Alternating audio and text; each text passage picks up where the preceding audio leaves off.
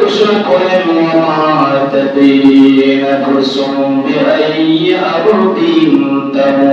মানুষ জানে না জমিনের মধ্যে কখন কোন সময় তার মরণ হবে, ইন্তেকাল হবে।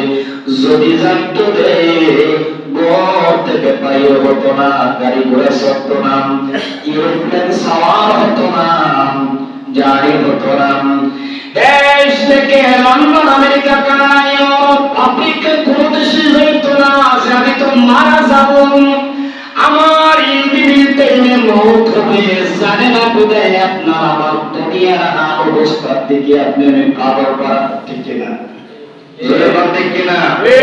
এই জন্য আল্লাহ নবী বলেন প্রতিদিন এভরি ডে এভরি নাইট, প্রতিদিন প্রতি রাত 40 বার মরণের কথা স্মরণ করবা।